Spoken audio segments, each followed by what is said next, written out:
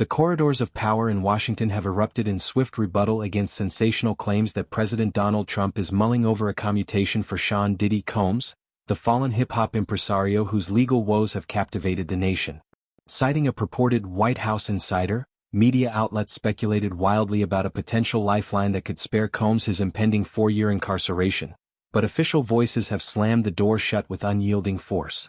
This denial, delivered through terse statements and pointed jabs at journalistic ethics, underscores the administration's aversion to entanglement in Combs' scandal-plagued narrative, even as whispers of presidential pardons swirl in the air. The rumor mill ignited when a report surfaced, attributing to an anonymous official that Trump was vacillating over the decision, weighing internal pushback from staffers wary of the optics. Should the president proceed, the story posited, Combs would sidestep the 50-month sentence, a roughly 4-year stretch, handed down earlier in the month for convictions on 2 federal prostitution-related charges. Acquitted on heavier counts like sex trafficking and racketeering, Combs nonetheless faces a $500,000 fine and 5 years of supervised release, his bad boy legacy now marred by months in custody since a September 2024 arrest. The speculation painted a dramatic tableau. A last-minute intervention from the Oval Office, transforming Combs from convict to caution-free man. Enter the White House retort, a masterclass in controlled combustion. There is zero truth to the TMZ report, which we would have gladly explained had they reached out before running their fake news, a spokesperson declared to inquiring press, the words laced with disdain for unchecked sourcing. This isn't mere deflection, it's a reclamation of narrative control, emphasizing that the president, not anonymous sources, is the final decider on pardons and commutations. The barb at TMZ, long a lightning rod for celebrity scoops, highlights a broader media mistrust, echoing Trump's tenure where fake news became mantra.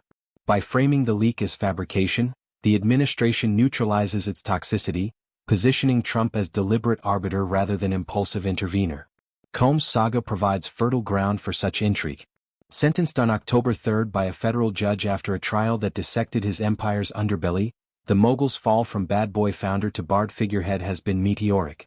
Prosecutors alleged a web of exploitation with freak-off parties as hubs of coercion, though the jury's mixed verdict spared him the full RICO reckoning. Incarcerated since arrest, Combs, once a vodka-peddling billionaire, now contends with federal holdings rigors, his legal team reportedly canvassing allies for relief. Rumors of White House outreach followed suit, only for Trump to confirm the pardon request in a candid aside to reporters, dubbing Combs Puff Daddy in nostalgic nod. Trump's history with clemency adds intrigue. Recent grants to ex-Congressman George Santos, ensnared in ethics scandals, and reality TV duo Todd and Julie Crisley, convicted of tax evasion, signal a penchant for rehabilitating the recognizable. Speaking to Newsmax in August, Trump hedged on Combs, more likely a no, yet softened with he was essentially sort of half-innocent, a qualifier that teases sympathy amid the acquittals.